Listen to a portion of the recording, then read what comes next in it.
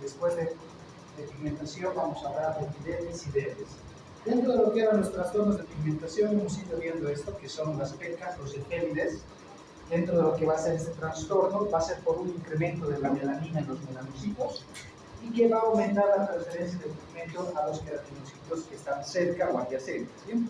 Otro tipo de alteración es justamente este, que es el melasma. Dentro del melasma se trata de una máscara de pigmentación facial que se presenta como máculas y placas mal definidas, como si fueran incluso algunos como presentación de roncha, ¿no? Podemos ir viendo la presentación de esto. Es justamente una presentación malar, como si fueran las alas de la mariposa, solamente que el color de estos son de color pardo. Se reconocen tres factores que van a dar, o tres alteraciones o patrones histológicos. A nivel epidérmico, mayor depósito de melanina. A nivel dérmico, va a haber que los macrófagos van a fagocitar la melanina y hay una combinación de ambos. ¿Cuál es el origen? ¿A qué se asocia? Al embarazo, anticonceptivos orales, administración de proteínas y puede ser idiopático. Otro tipo de trastorno corresponde a esto que se presenta sobre todo en niños y también en ancianos, se llama el léntigo, que es una hiperplasia de los melanocitos. ¿Bien? Vamos a observar esta parte de arriba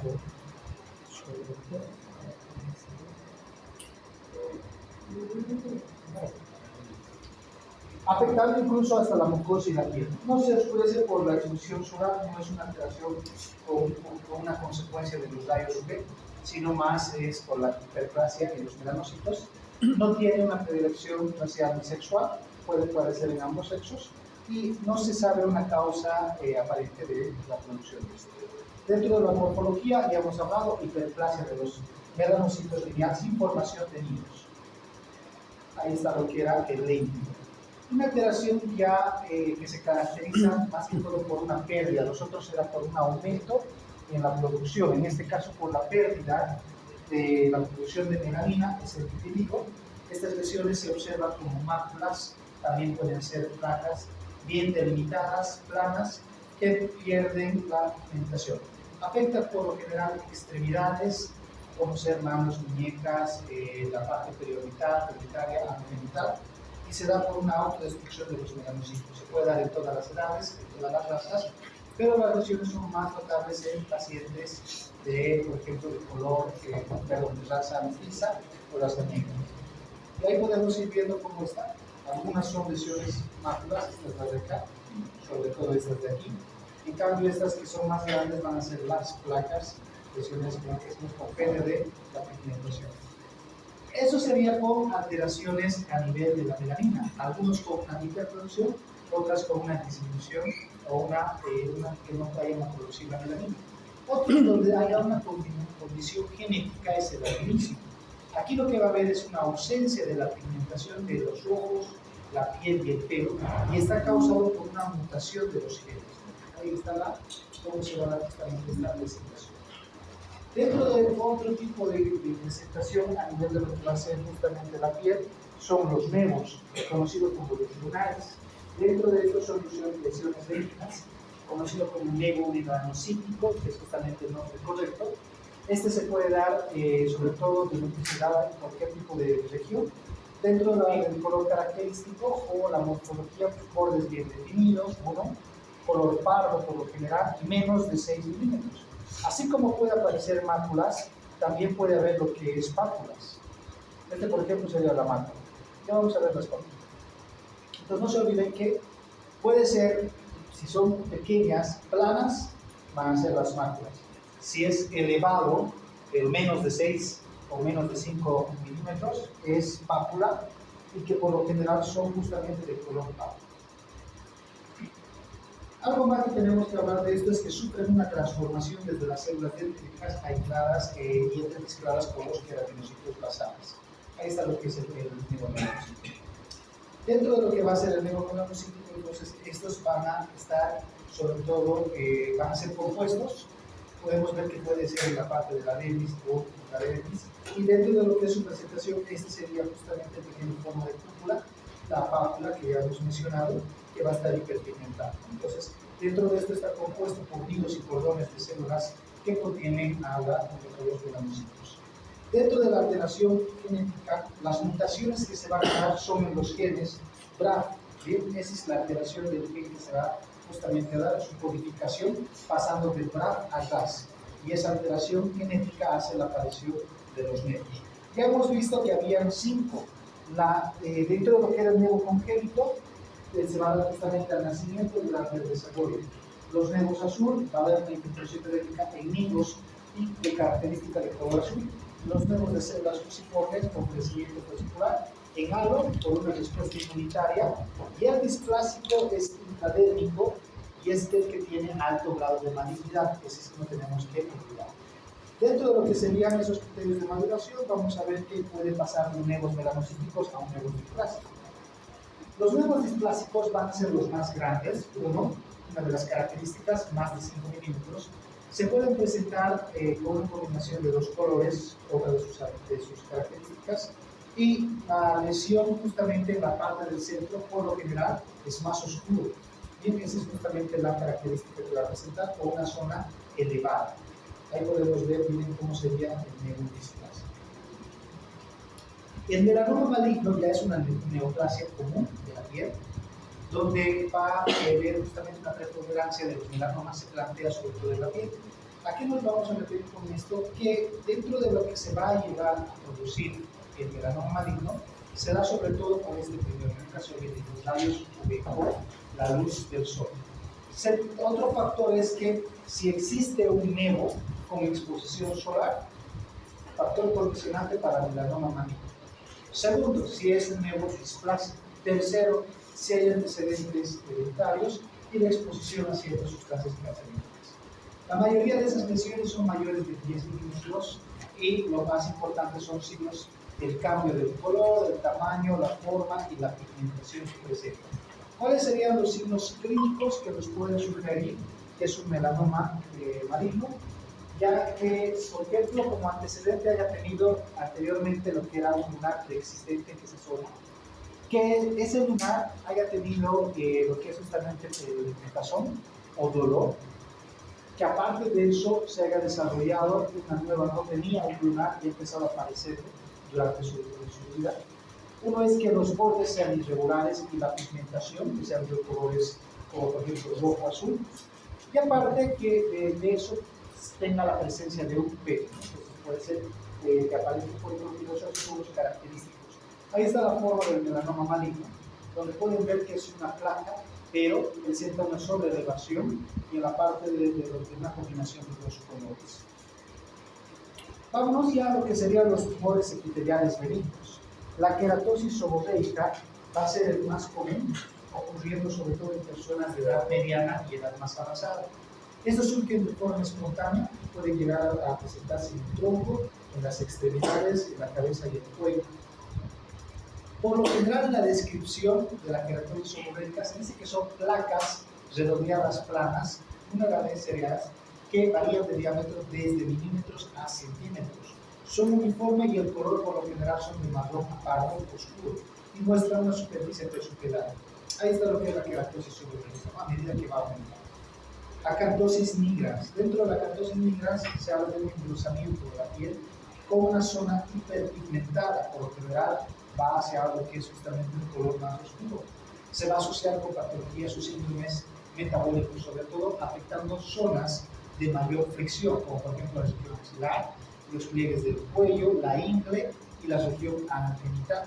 Se divide en 2 tipos. La de tipo benigna constituye más del 80% de todos los casos y se desarrolla de forma gradual.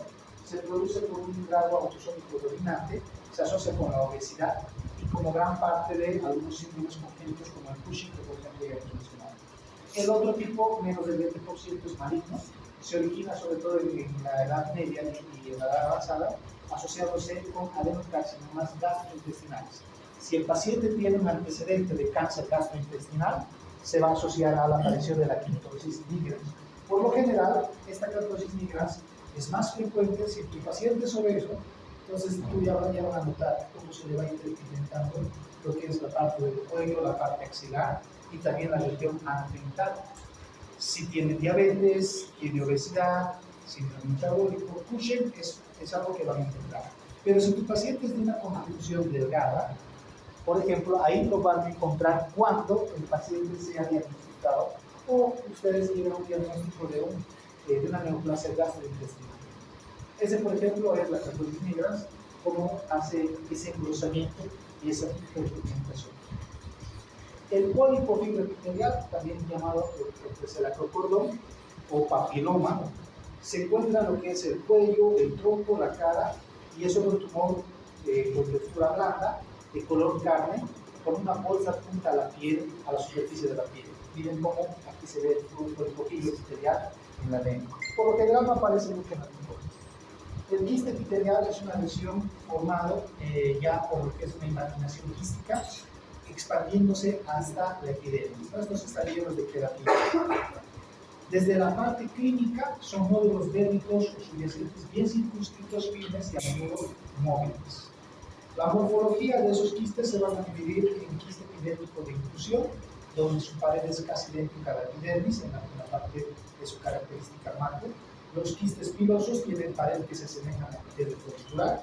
El quiste dermoide ya va a tener una inclusión que muestra varios apéndices que tocan hacia el exterior de su pared, y lo que va a ser el esternocistoma múltiple, que tiene lo que es un muro parecido a los conductos de las glándulas sebáceas. Ese es el quiste epitelial. Ya nos vamos a los tumores premalignos, nosotros eran benignos, ahora a los premalignos y malignos. Vamos a empezar con la queratosis actínica. Dentro de la queratosis actínica es el resultado de una exposición crónica a la luz solar. La gran mayoría de las lesiones de la piel, tanto de pigmentación dentro de tumores, se da sobre todo por exposición solar, que es el factor condicionante para la aparición de la piel. Luego se sabe que por ejemplo, las dermatitis sería una reacción de inflamación producida por infecciones, y otra de las consecuencias se dice que son genéticas y luego son idiopáticas. Se dice que es el sol, ¿no? Pero luego no se sabe una causa aparente de otra producción que se pueda llegar a. En lo que va a dar es una formación excesiva de queratina, hiperkeratosis, que justamente lo que va a presentar. Suele tener un diámetro mayor a 1 centímetro, tiene un color tostado o pardo de la piel. Dentro de la consistencia es rugosa, parecida a la piel de niño. ¿No? Es justamente rugosa, la cual va a presentar como si fuera escamoso. ¿Dónde llega a darse? En zonas expuestas al sol, puede ser la cara, puede ser los brazos, estrigas superiores, el dorso de las manos, los cuales se van a tener. El carcinoma escamoso. Ya entrando a las neoplasias malignas, el carcinoma escamoso, bueno, va a ser el segundo tumor más frecuente, igual que se va a dar en sitios de exposición a la luz solar. Este sí tiene una mayor incidencia en relación a los hombres que las mujeres. De todos, este es el único que tiene esa incidencia. Luego, los factores lo mismo: luz solar, carcinógenos industriales, úlceras crónicas, osteomielitis, incandescentes, radioionizantes, tabaco, etc. Carcinoma vasocelular. Dentro del carcinoma vasocelular, muy frecuente de crecimiento lento, rara vez que produce metástasis, tiene a darse sobre todo en sitios sometidos a exposición crónica a la luz solar, la cara, por ejemplo. Se manifiesta como pápulas al inicio, que van a ser perladas, y estas contienen vasos sanguíneos, son muy vascularizadas, los cuales luego tienden a ulcerarse, y cuando empiezan a ulcerarse luego pueden expandirse o extenderse la lesión. Se observan dos patrones: hay uno de crecimiento multifocal, donde afecta a la epidermis, incluso llegando a la dermis superficial. La otra, la lesión nodular, es la que presenta más profundo, afectando a la dermis profunda. La otra, epidermis dermis. Tumores de la dermis. Dentro de los tumores de la dermis, el dermatofibroma, este se observa sobre todo en adultos, con frecuencia se dan en las piernas de las pacientes de sexo femenino jóvenes de mediana edad. Con frecuencia tienen un curso clínico agresivo. En la descripción macro, pápulas de color pardo, con lesiones que van a ser asintomáticas, algunas pueden ser dolorosas, y estas pueden desaparecer, restaurarse de forma gradual con el tiempo. Las lesiones son menos de 1 centímetro. En la morfología, tumor benigno formado por fibroblastos cruciformes. Dentro de lo que es el dermatofibrosarcoma protuberante, es el que va a ser justamente va a presentar una sobresalud de la piel, un crecimiento lento. Miren cómo va a aumentar. Esa es justamente la presentación. Por lo general, este tipo de lesiones nunca lo van a poder observar aquí. Se observa más en zonas muy alejadas, las cuales se asociaban a esa expresión solar que hemos mencionado en la agricultura, sobre todo. Entonces, veíamos este tipo de pacientes, se hace meter la extirpación y obviamente un tratamiento clínico que se da. Estos son nódulos firmes, sólidos, un poco más frecuente a nivel del tronco, pero también se dan en las extremidades. Los xantomas, ya de esto van a ver sobre todo en pacientes con obesidad. Son colecciones o tumorales espumosos de osteoesclerosis en adenoides. Se asocia con pacientes con hiperlipidemia o con tumores malignos linfoproliferativos. Dentro de estos xantomas se van a dividir en 5 tipos. Xantomas eruptivos se dan sobre todo con la aparición de pápulas de color amarillo. Esto lo han debido tener varios. Nunca han visto que les aparece como una lesión de una pápula blanca amarilla. Se debe justamente al aumento. Por ejemplo, van a ver, les puede aparecer aquí. Estamos divididos en la gran mayoría. ¿A qué se debe? Se debe justamente a la parte del aumento del colesterol.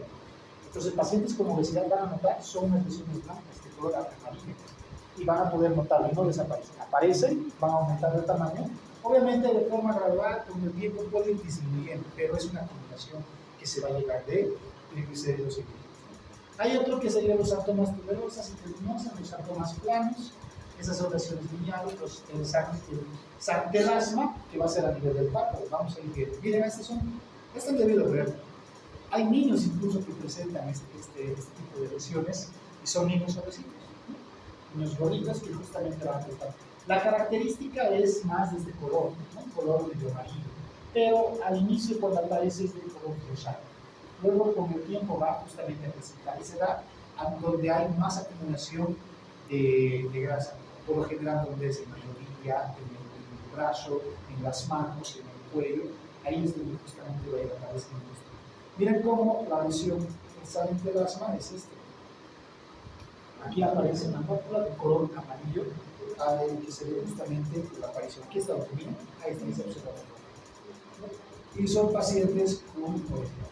Por lo general, porque hay otros pacientes con hiperlipidemia que no se asocia necesariamente a la obesidad, sino que ya es un trastorno de la formación o el colesterol y triglicéridos elevados. En ellos también se va a presentar este tipo de lesión. Ya otro, los tumores de células que migran a la piel. La histiocytosis, también llamada histiocytosis X, es lo que han descrito en la piel de pescado. Aquí lo que pasa es que se presenta de varias formas, pueden ser solitarias o múltiples, y miren, ahí está, esta es la histiocytosis que presenta. Afectando a las células de Langerhans, vamos a ver cómo también se le conoce como micosis fungoide. Se presenta un espectro de trastorno linfoproliferativo que afecta a la piel. Estos son reconocidos por la clínica, donde van a haber trastornos de las células T malignas. La linfocitosis única es un proceso proliferativo crónico variante del binario reactivo. Y miren cómo empieza justamente a dar su presentación. ¿Qué es lo que da? ¿A qué nos referimos? Nos referimos que dentro de ese espectro se caracteriza por el número de mastocitos en la piel y estos empiezan a aumentar y ubicar. Dentro de lo que se va a afectar, tiene un predominio más en la infancia de los niños, en el 50% de todos los casos. Se presenta como varios nódulos de color rosa o tostado, que pueden ser pruriginosos incluso y exhibirse de una formación de vesícula. Ahí está la presentación dentro de lo que sería la reproducción. Los trastornos de la maduración epidémica, la ictiosis. Este va a ser un trastorno hereditario, genéticamente asociado con un exceso de acumulación de queratina, la hiperkeratosis. Se traduce clínicamente por escamas parecidas a los peces. La principal anomalía que va a presentar va a ser justamente una descamación defectuosa. ¿Cuál es el curso clínico? Tiene 4 presentaciones: ictiosis vulgar, la ectodermia ictisiforme, la ictiosis mamelar y la ictiosis ligada con cromatitis. Ahí está la ictiosis, ¿no? La característica de la piel de pescado, donde hay justamente una hiperkeratosis. Las dermatosis inflamatorias agudas. De todo lo que hemos observado, Lo que más le interesa ahora es que sepan que el melanoma, los nevos, como justamente los factores que asocian para la formación del melanoma. Eso es lo primero. Segundo, reconocer las lesiones, las características de las lesiones. Luego de lo demás que hemos ido viendo, por lo general su atención, si bien el diagnóstico es importante, no van a realizar el manejo. Pero de esto sí, de las dermatosis inflamatorias agudas, van a ser patologías que lo van a ver y lo van a tratar, sobre todo en el área de pediatría. Vamos a ver cuáles son. Primero la urticaria. La urticaria lo van a ver, van a conocer esto. ¿Cuándo se desarrolla la urticaria? Por ejemplo. ¿A qué se llama urticaria? Ya, uno dentro de la característica clínica es que se va a producir justamente. Pero ¿cuál sería la diferencia entre urticaria y anafilaxia? Hay mucha diferencia, por supuesto, no es lo mismo. Pero dentro de la anafilaxia está la urticaria, ¿o no? Entonces, ahí se está viendo algo diferente. En lo que es las reacciones anafilácticas o las reacciones alérgicas, aparece la urticaria. Y la urticaria es la presencia de plántulas tuberculosas. Eso es urticaria. Entonces, son trastornos de la piel que se caracterizan por una degranulación o afectando a los mastocitos, los cuales van a dar una hipersensibilidad microvascular térmica. Se produce con más frecuencia entre los 20 a 40 años. Esas lesiones, como son pápulas y placas sobre una base edematosa y pruriginosa, no se olviden, esa es la característica de la urticaria. ¿Bien? Los sitios de predilección por lo general van a ser tronco y extremidades. Miren, ahí está la urticaria, como justamente se presenta. Ahora, ¿cuándo no sería urticaria? Si no hay prurito, no es urticaria. Ojo, ese es el dato. ¿Listo? La dermatitis o eczematosa aguda. Bueno, las dermatitis eczematosas se caracterizan justamente por un color rojo, papulovesiculares rojas, ramificantes y costrosas, o lesiones levemente que con persistencia evolucionan a placas descamativas. ¿Cómo se da la lesión de las dermatitis? Ahí pueden observar cómo se va a dar la flexión de los mastocitos, cómo estos se empiezan a degranar y empieza justamente a darse un edema o una infiltración. ¿Cuáles son las clasificaciones de estas dermatosis? Hay las 5 que mencioné anterior. Es la dermatitis alérgica de contacto, la dermatitis atópica, la dermatitis eczematosa, la que se relaciona con los fármacos, la dermatitis fotoeczematosa y la dermatitis visitante primaria. De estas, las que ustedes van a ver son estas tres las que más van a poder observar en la atención clínica y sobre todo en los niños. Está la dermatitis alérgica de contacto. Hay una dermatitis donde se va a dar que va a ser una inflamación de la dermis, sobre todo en los niños. ¿Cuáles serían los agentes que conocen? En la infancia nos hacían así por lo general a esto. Uno, pero pone más que dar alguna reacción alérgica, una crisis respiratoria. Ya, otro. Pero eso sería a nivel sistémico, pero a nivel de la piel. Ya, uno sí está lo que es justamente ya las hierbas. ¿Cuál más? Uno, las picaduras, excelente. Dos, otro por lo que no quieren comprar la ropa de afuera. ¿Cuál? La lana. Por ejemplo, la lana puede provocar dermatitis, ¿no? Y la ropa que se recomienda es de algodón. Entonces, ahí está, por ejemplo, como justamente hay una modificación. Luego está el pañal, la dermatitis por pañal. Ese, por ejemplo, es una dermatitis de contacto, pero sabes cuál es la causa, el pañal. Entonces, es una dermatitis de pañal.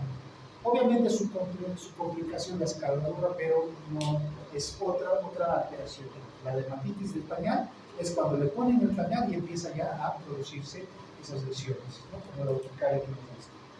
Otro está la dermatitis eczematosa con los fármacos. ¿Cuántos de ustedes son alérgicos a la penicilina? ¿No? ¿Cuántos saben si son alérgicos a la penicilina? A ver, ¿quién nunca ha consumido? ¿A quién nunca le han pinchado una penicilina? ¿A quién nunca le han administrado? Ya, Creo que no. ya. Nunca lo han pinchado, ni en mi infancia, ni en mi padre no enseñó. Ya. Por ejemplo, ellos que nunca han tenido esto y ahora se enferman. Hagamos de cuenta de que tu nombre mucho me olvido. ¿Aida? ¿Ves? Por eso me olvido. Aida te iba a decir. Hagamos de cuenta que Aidana viene a consultar. Aidana te dice que actualmente está cursando con una faringoamigdalitis. En cuadros anteriores nunca consumió ningún medicamento, pero ahora presenta un edema, presenta justamente lo que va a ser una inflamación de las amígdalas, no puede hablar, está muy afónica, tiene tos productiva, al mismo tiempo tiene flemas de color verde, le pides que abra la boca y se observa las amígdalas bien prominentes. ¿Cuál sería tu diagnóstico? Ha sido faringoamigdalitis bacteriana, o sea, sabes que es bacteriana. ¿Cuál sería el medicamento? La penicilina, obviamente. Lo han debido, pero debe conocer al famoso Triapen, ¿no? Triapen Forte, con penicilina, son las 3 penicilinas. Ahora, dentro de este Triapen que tú vas a administrar, es la primera vez que le van a dar. ¿Cómo sería, en este caso, cómo tú administrarías este medicamento a tu paciente? ¿Cómo recomendarías en tu receta? Y eso es lo que ustedes tienen que aprender, la receta. ¿Qué colocarías en la receta? La verdad no sé, pero tal vez tengo que tratar de alguna forma que es la primera vez. Y doctor, un punto, por más que no sea la primera vez, siempre tiene que tener la prueba. Yo les recomiendo que, por más que les digan que toman, por ejemplo, penicilina, si van a administrar por vía intramuscular, hagan, o incluso si va a ser por bebé, hagan una previa prueba de sensibilidad. En la receta lo que se coloca es administrar, Triapen, etc. Le colocan pero lo que van a hacer es, después de colocar eso, abajo se coloca previa prueba de sensibilidad. Eso en siglas en nuestro hospital, las licenciadas a la fuerza tienen que aprender, pero si fuera de forma privada, escriban. Ustedes no acostumbren a hacer eso de colocar solo siglas, sino coloquen todo completo. La enfermera que tal vez nueva no sabe qué significa PPS, porque PPS es previa prueba de sensibilidad. Eso es PPS. Entonces, si no sabe, va a mirar qué será esto, lo va a obviar y le va a colocar y listo. Sí era alérgica. Y rápidamente empieza la reacción anafiláctica. ¿Qué es lo primero que va a presentar?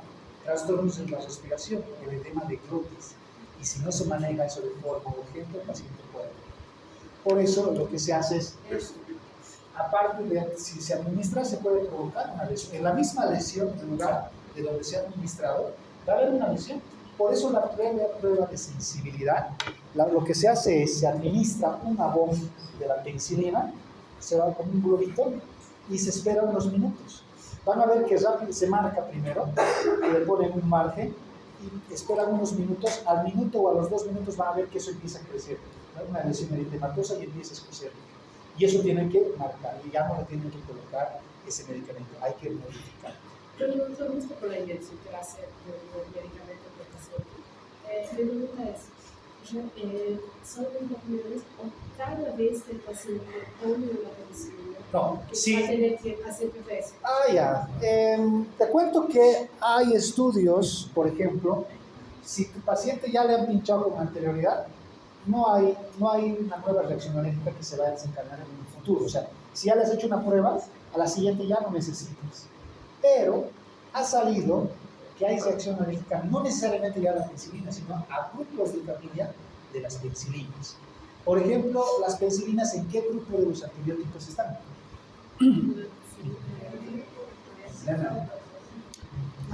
Hay familias, los inhibidores de la pared, de proteína, etcétera, que todavía no están en antibióticos. No. Ya. Farmacodosis, eso. Ya. Así como los AINES tienen grupos, los AINES van a llevar. Así como hay AINES COX-1, COX-2, igualitas, en los antibióticos hay de la pared, pero en los de la pared están las penicilinas y la cefalosporina. No es lo mismo, penicilina y cefalosporina es otro grupo diferente. Pero dentro de la cefalosporina actúa en el mismo lugar. Al ser de la misma familia, lo que va a pasar es que puede provocar una reacción alérgica. Hay pacientes con alergia a la cefixima, por ejemplo, que es un medicamento que se está utilizando mucho. No es alérgica a la penicilina, pero sí ha resultado demostrar que hay pacientes que pueden presentar a grupos familiares, así que puede darse, pero en tu caso no es con mucha frecuencia. Por lo general, el medicamento que más rápido, del que sí solicitamos la prueba de sensibilidad, es de la penicilina. Pero cuando tenemos que hacer un tratamiento por una infección, una pielonefritis, por ejemplo, con ceftriaxona, directo se toma. Si empieza la reacción, suspendes el medicamento y cambias. No hay muchos casos donde el caso de que el paciente usó varias veces la misma penicilina, la misma, y después, pasado un tiempo, sí hubo reacción. Hay estudios que sí ha habido casos, pero no es frecuente, no es algo que vas a esperar, ¿no? Pero sí ha habido casos. Eso sí ha pasado muy pocas veces. En un estudio lo hemos hecho, pero no es frecuente. Bien, seguimos. Esa es la forma como se va a dar con la exposición. Miren cómo sería. Obviamente aquí lo que se está viendo es ya muy afectado, está totalmente afectado. Pero cuando se empieza con la zona, es una pequeña zona donde se empieza a inflamar. Sí, lo que se ve.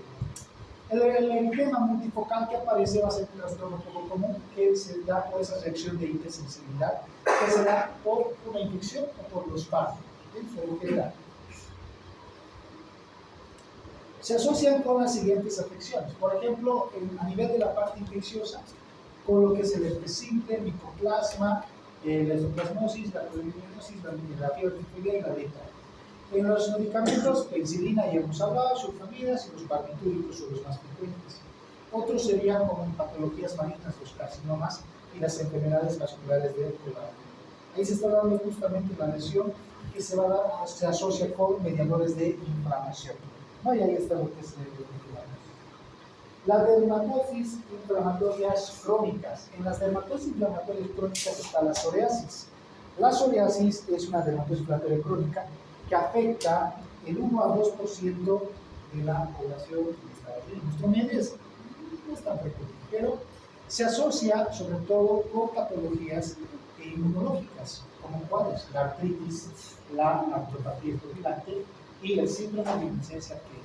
Si tienen un paciente con VIH, con SIDA, en este caso, con artritis o artropatía, es muy probable que puedan luego desarrollar psoriasis. Se asocia por lo general. Se debe a esa baja de la inmunidad.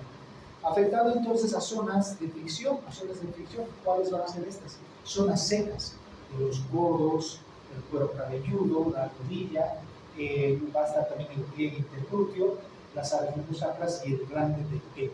Entonces, es justamente la zona de las lesiones típicas es más una placa de color rosa salmón, ya hemos discutido de eso, ya no existe el salmón, pero son bien delimitadas por el hilo, ya está el hilo por otro rosa salmón. Bien delimitadas, recubiertas por escamas adheridas que van a estar, el color para mí, más que color rosa salmón, plateado o blanco. ¿Cómo son las lesiones? Adoptan configuraciones angulares lineales. ¿Sí? Las psoriasis pustulosa van a ser pequeñas variantes donde aparecen pústulas. Esa es la psoriasis, ¿no? Entonces ahí está la característica plateada que justamente tiene. Ahí está otro. ¿No? La lesión son placas descamativas, las cuales justamente van a dar. Otra dermatosis crónica va a ser la dermatitis seborreica. Dermatosis inflamatoria crónica, incluso es más frecuente que la psoriasis, afecta zonas o regiones elevadas con densidades de glándulas sebáceas.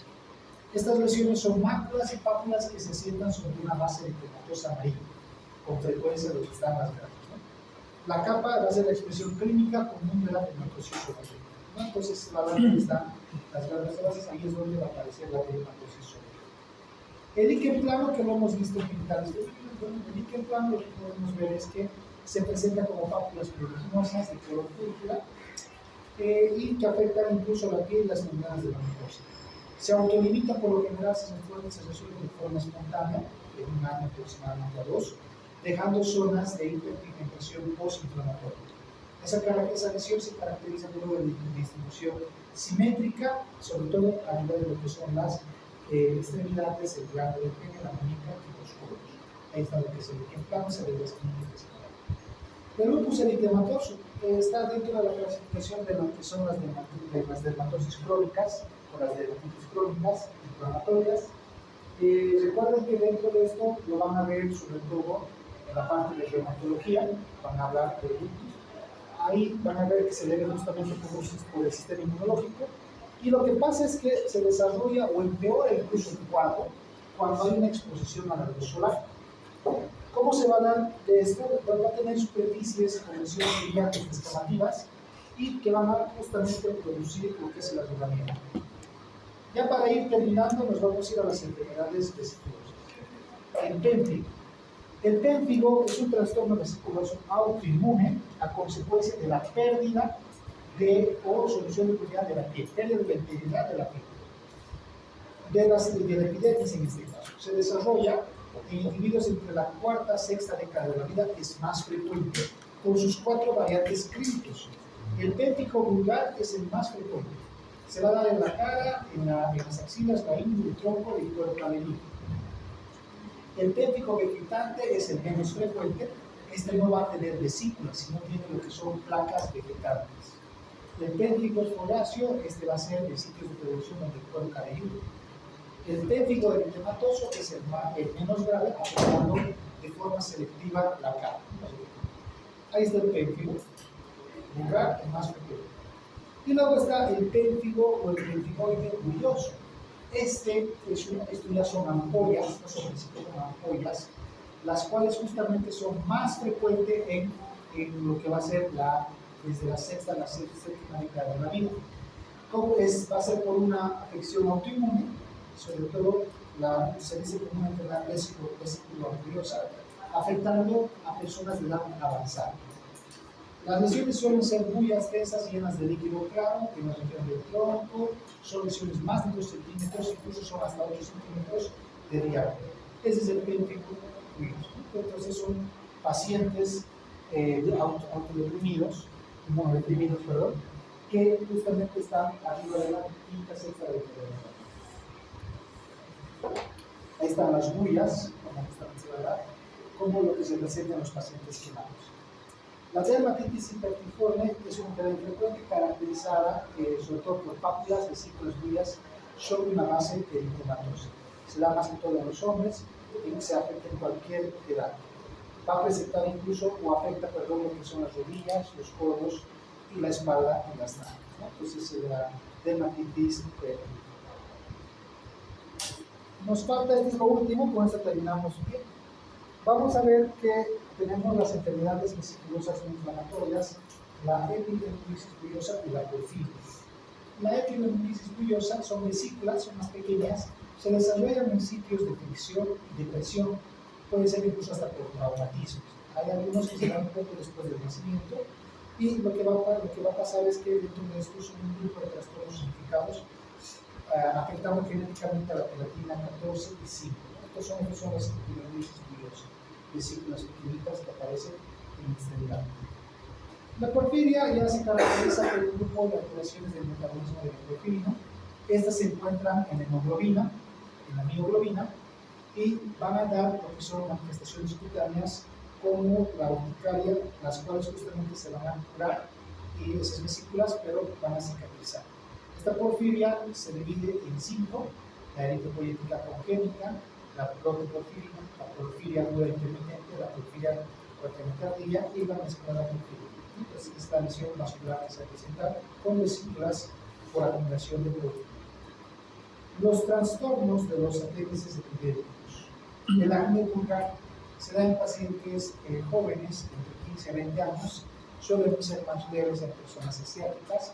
Se produce como un resultado de sobre todo una variación hormonal fisiológica, ¿no? Por eso se da en la pubertad sobre todo y tiene una alteración con la maduración de los folículos pilosos. Dentro de su característica clínica, ese acné puede estar inducido o puede exacerbarse por ciertos medicamentos. Dentro de esto se dividen en 2 tipos: los inflamatorios y los no inflamatorios. Los no inflamatorios constan de comedones abiertos. Los inflamatorios se caracterizan por pápulas eritematosas. Ahí está el acné. La panniculitis es una reacción inflamatoria Las paniculitis van a ser una reacción inflamatoria. Correcto.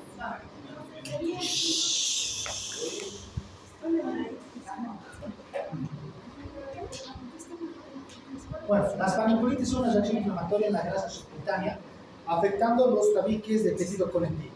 Hay dos tipos, el eritema nodoso y el eritema indurado. El eritema nodoso es una forma más frecuente, suele tener una forma de presentación aguda, se asocia sobre todo con infecciones, afecta la parte inferior de las piernas, se manifiesta como unas placas y nódulos eritematosos. El eritema indurado es un tipo infrecuente, afectando sobre todo a adolescentes, se manifiesta como un nódulo eritematoso ligeramente doloroso, que por lo general se puede ulcerar. Ahí están las dos tipos de paniculitis, ¿no? Dentro de esto, uno está ulcerado, el otro está cerrado. Entonces eso es lo que tenemos que ver. Ya para acabar, estos son los últimos, vamos a hablar de las infecciones e infestaciones, las verrugas y el injerto. Las verrugas ya sabemos por quién está transmitido, por el virus del papiloma humano, sabemos este PVH, que dentro de esa transmisión suele implicar por un contacto directo, es la forma como se va a llegar a dar la infección. Por eso incluso se dice que dentro de lo que es la parte de la patología, se dice que son patologías infecto-contagiosas. ¿Bien? Dentro de esto se da sobre todo cuando van a ser justamente a darse la autoinoculación. En la clasificación hay la verruga vulgar, que esta se da en cualquier localización, la más frecuente son las manos y las superficies dorsales. Aparecen como las lesiones son máculas de color gris o blanco tostado, planas, que incluso pueden llegar a ser nódulos, ¿no? Son arrugados. Esa es la verruga vulgar. Cuando aparece entonces esta lesión en extremidades, el diagnóstico es verruga vulgar. La verruga plana, sobre todo es en la cara, donde se va a dar con lesiones planas, son placas o levemente elevadas, pápulas incluso, son menos de 3 milímetros en su presentación, son lisas de color tostado. Y luego está la verruga plantar y palmar, la que está en las palmas, plantar, y la que va a estar en el pie, la que es justamente la plantar, y la otra la palmar. La verruga venérea es la que se va a dar a nivel de los genitales. Dentro de esto se da justamente en zonas como la uretra, el recto y las áreas perineales. Y ya sabemos cuáles son el virus que va justamente a ocasionarlo. Y dentro de esto, la presentación que tiene es de cólico. Ahí está la forma como se da. Estos condilomas incluso que presentan, a veces pueden provocar una obstrucción del canal del parto, por lo cual, si ustedes observan esto, que yo solamente en toda mi vida lo he podido ver 2 veces, ha sido para mandar a cesárea, porque no puede. Uno lo hemos atendido porque ya estaba encajado, porque era una chorita que llegó y nunca ha hecho su control prenatal, pero ya tenía un antecedente de un hijo. Entonces, si ha tenido un hijo por parto, el segundo va a ser parto, así que no hay que preocuparse. Pero si no hubiera tenido ese antecedente, hubiéramos estado muy preocupados e incluso tal vez hubiera sido una cesárea. Era jovencita, tenía sus 20 años, ya tenía su primer hijo. Su primer hijo creo que tenía 3 años. Entonces, dentro de eso, eran más grandes por toda esta zona, incluso a nivel de la vulva, y la cabecita ya estaba empujada. Y obviamente lo estaban atendiendo en su casa, porque su primer hijito lo habían atendido en su casa, era un parto domiciliario. Hay parteras en nuestro medio. Y dentro de esto no podían, o sea, no salían. Ya estaban preocupadas, la señora estaba así ya sin fuerza, ya desvariaba. Lo trajeron, pero notamos que estaba ya todo encajado. Y obviamente lo que hacía era que la lesión no permitía provocar una obstrucción. Si ustedes recordarán, a nivel de lo que es la cabeza, en el recién nacido incluso, o en el feto, las parietales no están osificadas, no están unidas. Se llama sinciclismo, lo que justamente las dos parietales se tienen que sobreponer, se mezcla así. En el video, no me acuerdo, creo que les he mostrado a ustedes un video de parte de arriba. Les he mostrado. Por algo será, pues no me hacen acuerdo.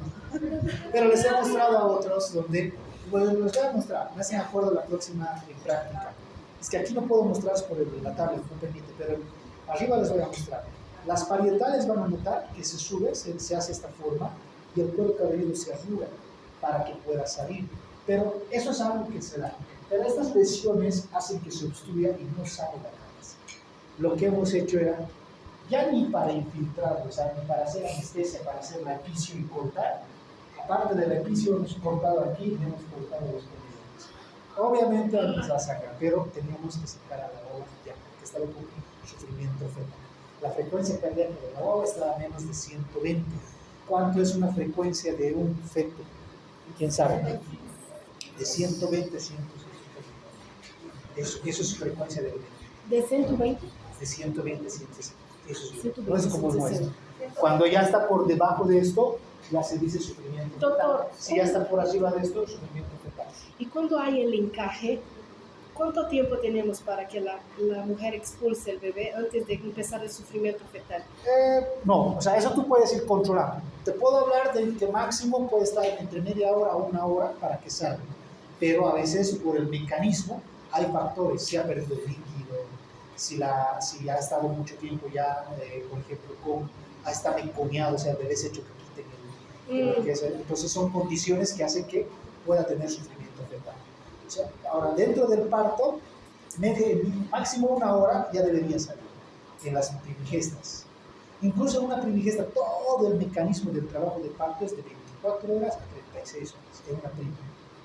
Por eso es que no les gusta rotar el gineco, porque cuando vienen, si se está con una dilatación de 4 y es primigesta, es las 8 de la mañana hasta las 8 de la noche, es decir, está con 8 o 9 de dilatación. O sea, es alto. En cambio, en una multi nunca se confía. En una multi son 12 horas. O sea, ya le empieza a doler, ya hay dolor. En menos de 12 horas van a ser mal.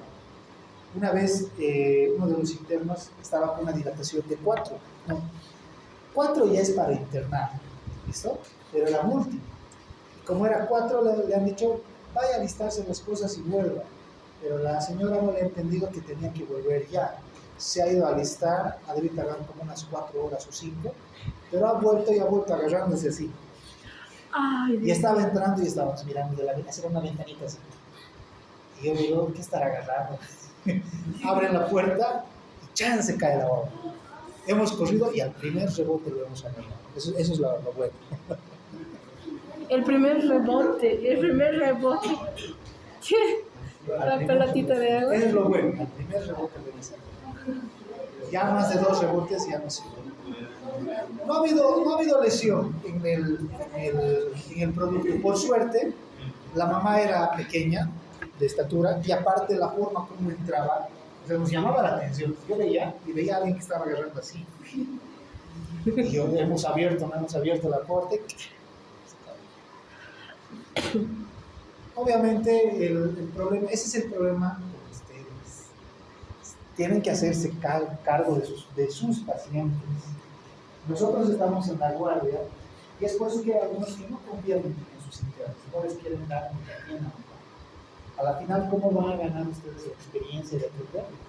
Pero el decirle, por ejemplo, a un paciente, vuelva, no han escuchado muchas historias de Vietnam que no nos quieren atender, es que no es la forma como lo dicen, se dice, aún falta el tiempo, tiene que caminar, les recomiendo que se quede aquí, o sea, trate de caminar y le puedo volver a valorar en unas 2 horas, pero no mandarles hasta su casa. Ahora, si les mandan, díganles que vuelvan rápido. Según la señora, en ningún momento le han dicho que tiene que volver ya. Le han dicho que vaya a alistarse y que vuelva. Entonces ella ha pensado, como en su primer parto, se ha puesto a pensar que iba a tardar. Una mamá no sabe. Un médico sabe que la primigesta 24 horas, más de 24, pero una multi menos de 12. Entonces ya estaba con 4, lo lógico que hasta que vaya a su casa, hasta que esté parada, hasta que esté corriendo, a ver qué es. Hay un truco que hacen mis internos, que bueno, ya no son mis internos, gracias a Dios, pero les decían esto, eran tan vivos, les mandaban a la vueltita y les hacían hacer esto. Y de verdad funcionaba. De verdad funcionaba, aunque no creo. Pero eso no es ciencia. Y el espacio. Bueno, el impétigo ya es una infección bacteriana que se va a transmitir por la superficie de la piel. Esta es contagiosa y por lo general se da en los niños. Aquí lo que tenemos que investigar es que va a estar condicionado a que un adulto tenga una mala salud y por eso afecta a lo que es justamente el niño. Entonces hay que averiguar esto. Esto es muy frecuente en el área de pediatría. La forma como se va a dar son justamente puyas, pero van a ser vesículas, pústulas o puyas justamente con pus, las cuales se van a dar en la piel del niño sin causa aparente. Presenta y por lo general también es una indicación incluso de violencia intrafamiliar, ya que aparece el tronco. ¿Cómo puede llegar a afectar una infección en tronco? Sospechen de lo que es violencia, ¿no? Listo, eso es todo de piel. Vamos con huesos.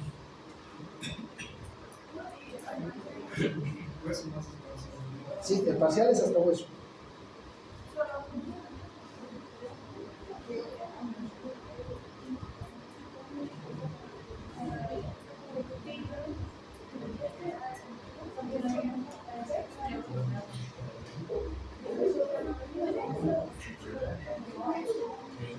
Hueso, articulaciones van a entrar al examen.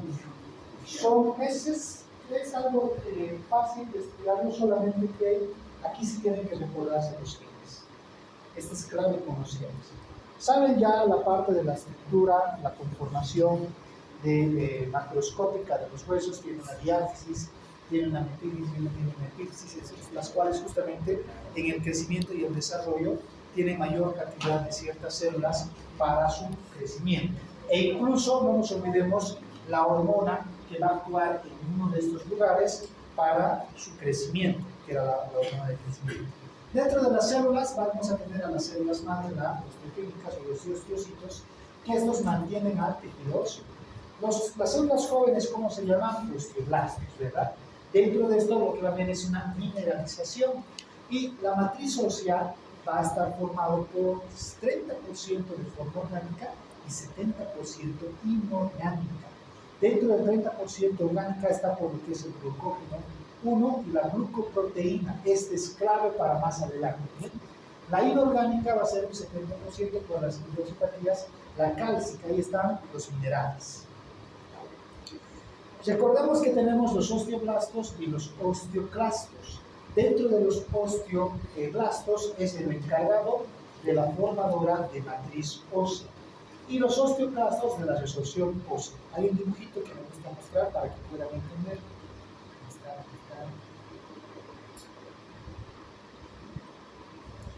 Aquí está. Entonces, ahí está el osteoblasto, célula joven, y ahí está el osteoclasto, para que tengan formación y absorción. ¿Listo? Esto sucede durante el crecimiento, pero hay una trampa en la artritis, ¿no? Ahí está la trampa. Esa es la trampa. Miren esa cara de osteoclasto, es genial. Este va encima de este. Tiene fines educativos.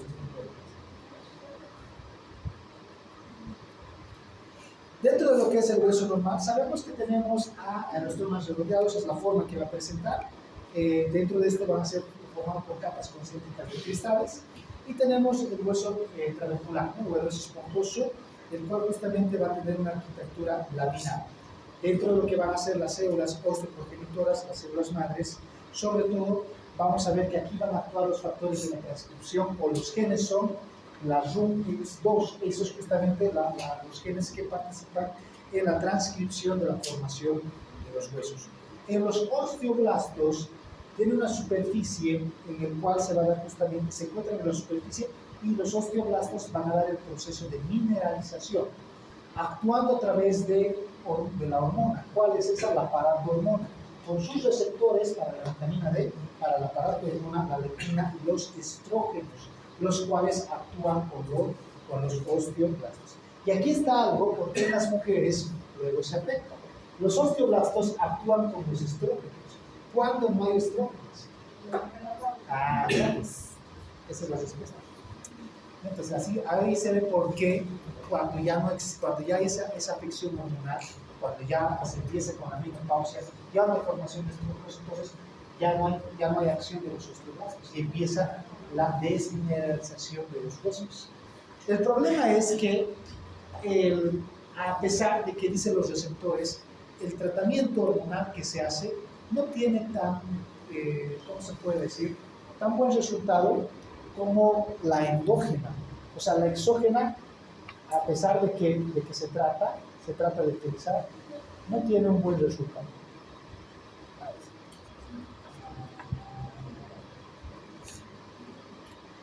Bueno, ¿cuáles son las proteínas del hueso que tenemos que estudiarlas? La colágeno tipo 1. De ahí es de donde sacan las mujeres que a partir de los 30 años necesitan colágeno. Ya saben, sobre todo a las menopáusicas en sus 60, colágeno. Le pones una tarjetita de un final. ¿Y el colágeno se absorbe, doctor? Claro que se absorbe. Se absorbe bien. ¿Seguro? Ese colágeno que compramos de la farmacia. Ese no creo. Lo otro sí. ¿Cuál otro? Bueno, el colágeno tipo 1 forma una sustancia fundamental, la matriz ósea. Los osteoblastos lo que hacen es depositar ese colágeno formando así el hueso reticular. Hay otras proteínas que no son colágenas, las cuales van a ser la calcina y son forma exclusiva del hueso. Todo lo que sucede es la fisiopatología de la modelación y la remodelación. El osteoclasto lo que está haciendo es, miren, reabsorber la mineralización del hueso. Dentro de esto se dará justamente a través de estos receptores, de los osteoblastos, a través de los receptores, luego hacen que vayan a dar la mineralización. O sea, mientras uno reabsorbe, el otro mineraliza. ¿Y para qué hacen esto? Por lo general en el crecimiento es donde actúan, donde van a justamente a ir de esta forma reestructurando, mineralizando el tejido. Y gracias a la genética, cuando hay, por ejemplo, la fractura, todo el proceso de la remodelación ósea que está con acción osteoclástica y osteoblástica hacen que mantenga la misma forma. Por eso el hueso, cuando se vuelve a consolidar, se mantiene intacto. A diferencia de la piel, en la piel queda la cicatriz, ¿no? Entonces, aparte, esta cicatriz justamente lo que se va a notar que ha habido una lesión. En los huesos, por lo general, ¿no? Vuelve nuevamente a su misma estructura. Pero hay situaciones donde se rompe este equilibrio y se va a ir formando como lo que son los callos óseos e incluso los tumores. Por eso, antecedentes de traumatismos, golpes durante una edad joven, ustedes por ejemplo, antes de los 22 años o 24 años, si hay golpe constante, puede llegar a formarse los tumores óseos. Eso hay que tener mucho cuidado. ¿Cuáles son dentro de lo que es el deporte extremo? Muchos, sobre todo hay ciertos deportes donde luego tienen tumor óseo. Los motociclistas son uno, los que patean, los que entrenan, esos también se son otros. En los futbolistas no he visto que sea mucho, pero en los motociclistas eso sí tienen mucho. Dentro de esto, el gen, el receptor, es el RANK, ese es justamente el cual va a dar todo este proceso de remodelación y ese es donde se va a alterar. Ahí está toda la formación de cómo se va justamente a dar progenitor, recursor, formador de osteoblasto activo, ¿no? Dentro de esto, entonces se da tanto el osteoclasto y el osteoblasto, es justamente cómo se van a ir formando. Las proteínas ya hemos hablado, tipo 1, los osteoblastos depositan ese colágeno en el hueso reticular y el hueso laminar. Esas proteínas entonces se utilizan para unir la matriz, para que la calcina exclusiva del hueso, y no nos olvidemos cuáles son las proteínas derivadas del osteoblasto. Ahora sí, ya entendiendo esto, miren cómo si se contara constantemente con esta remodelación, o sea, con estas proteínas, si estuvieran de forma activa, el problema es que a cierta edad empieza a haber una remodelación ósea o la ingulación, lo que sería la degeneración, la involución de lo que es justamente el tejido óseo, haciendo que siempre se pierdan los receptores y se vaya a dar más este tipo de refuerzo. Recuerden solamente al inicio, ¿dónde se da este tipo de acción? Más que todo en el crecimiento y en el desarrollo para la formación. La osteoclástica y la osteoblástica se dan ahí. Van a haber zonas, hay zona, la primera la zona de reserva, zona de proliferación, zona de hipertrofia, zona de mineralización y la zona esponjosa. Como hemos ido mencionando, todas las patologías óseas son mutaciones genéticas. El gen principal era RANK, pero luego hay dentro de cada una de las patologías, aquí están sus genes que están justamente mutados o afectados. En los del colágeno tipo 1, tipo 2, en los que van a ser de la mutación sobre todo de las moléculas o factores de transcripción y en los que van a ser la maduración. Esas son las que tienen que aprender. Para acabar, aquí vamos a acabar, pero voy a adelantar algo. Por ejemplo, hay una patología, muy es esta.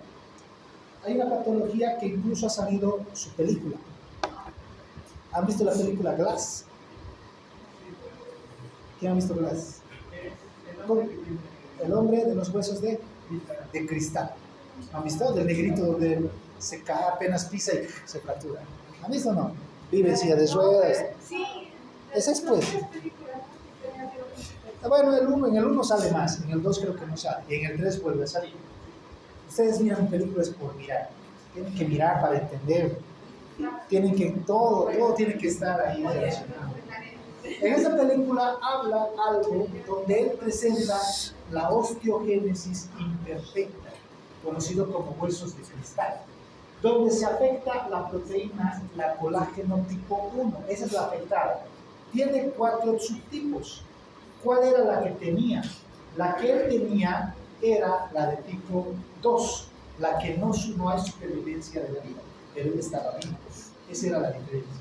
La de tipo 1 es la que se va a dar con fracturas después del nacimiento, con los ojos azules.